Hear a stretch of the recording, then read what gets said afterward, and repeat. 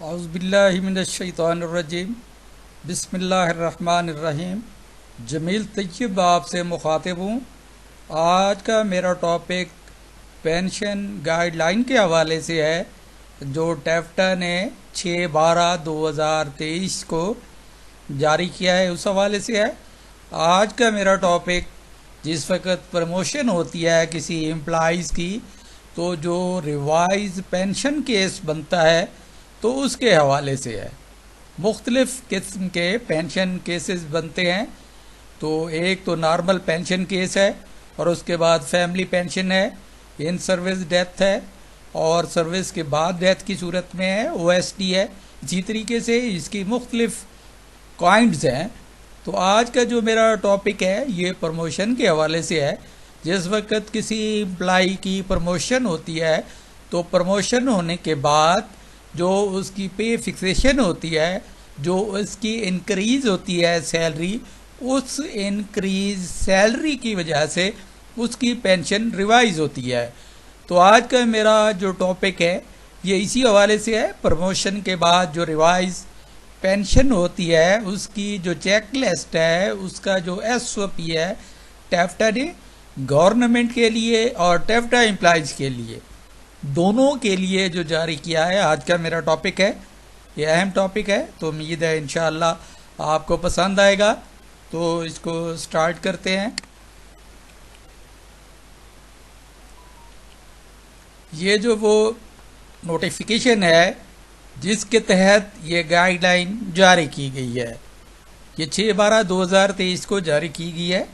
ये उस लेटर की कॉपी है जो आपके सामने स्क्रीन पे मौजूद है।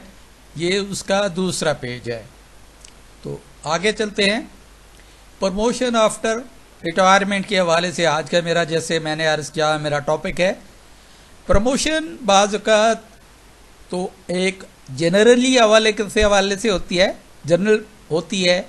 एक होती है परफार्मा प्रमोशन, यानी परफार्मा प्रमोशन के हवाले से भी फिर इस केस को रिवाइज करने की ज़रूरत होती है पेंशन के हवाले से। परफार्मा प्रमोशन की मैंने ये डेफिनेशन इन शॉर्ट जो है वो लिखी है। Likely giving compensation to an employ if they did not get a promotion due to some reasons, यानी उसको बाद में परफार्मा प्रमोशन दे दी जाती है और वो रिटायर हो जाता है। तो रिटायरमेंट के बाद उसकी जो पेंशन है उसको रिवाइज किया जाता है। तो एक तो वो जनरल सी प्रमोशन है, उस हवाले से अगर ज़रूरत पड़े, वरना परफार्मा प्रमोशन के हवाले से है। एक और प्रमोशन है एंटीडेटेड प्रमोशन। एंटीडेटेड प्रमोशन अगर है तो उस सूरत में भी पेंशन का केस रिवाइज होगा। तो इन तीनों सूरतों में पेंशन का केस रिवाइज किया जाएगा। तो इस रवैयन के हवाले से जो ये एसओपी है जो टैफ्टा ने जारी किया है, आज मेरा मौजू है जिस पे हम बहस करते हैं। तो इसमें जो हमें डॉक्यूमेंट्स चाहिए होंगे, एक तो forwarding letter from DDO of concern. तो इसमें जो पहला चीज़ है वो कवरिंग लेटर है। कवरिंग लेटर में चूँकि उसकी तमाम डिटेल दी हुई होती है, उसकी चेकलिस्ट दी हुई होती है, तो उसका इस केस के साथ होना ज़रूरी है। आगे copies of CNICs duly attested by the DDO, Drawing and Disbursing Officer, Pension Sanction Authority form. ये एक फॉर्म है जो दो किस्म के हैं, B1 है, B4 है। तो इसका जो सिग्नेचर्स हैं, ये पेंशन सैंक्शनिंग अथॉरिटी, इस पे उसके साइन होंगे इस फॉर्म पे। जो इसके लिए रिक्वायर्ड होगा वो आपको देखना होगा कि इसके लिए B1 की ज़रूरत है या B4 की ज़रूरत है। तो इसको भी आपने इस केस के साथ जो पेंशन के हवाले से रिवाइज होने जा रहा है उसके साथ इसका लगाना भी ज़रूरी है। फिर आगे चलते हैं। लास्ट पे सर्टिफिकेट नॉन गजेटेड की सूरत में वो जो डीडीओ कंसर्न है वो देगा। जो गजेटेड के हवाले से है, गजेटेड ऑफिसर्स के हवाले से है, तो इसके लिए एजी पंजाब देगा या डिस्ट्रिक्ट अकाउंट ऑफिसर कंसर्न जिस डिस्ट्रिक्ट का भी है वही देगा। यानी एलपीसी इसमें जिस वक्त वो प्रमोशन होती है तो प्रमोशन की सीरत में उसकी पे फिक्सेशन होगी। पे फिक्सेशन के बाद उसकी एलपीसी भी रिवाइज होगी, यानी जिस वक्त उसने पहले अपना केस बनाया होगा तो वो उस वक्त की एलपीसी होगी। अब चूंकि उस एम्प्लॉय की प्रमोशन हो चुकी हुई है तो प्रमोशन की सूरत में अब उसको नई लास्ट पे सर्टिफिकेट जो रिवाइज हो चुकी होगी वो लगाना होगी। आगे चलते हैं। Original service book in case of non gazetted, अगर गेजेटेड है तो उसके लिए सर्विस बुक की ज़रूरत नहीं होगी। अगर अटेस्टेड कापी है तो फिर वो डीडीओ साइन करेगा, इन केस ऑफ ओरिजिनल नहीं है तो।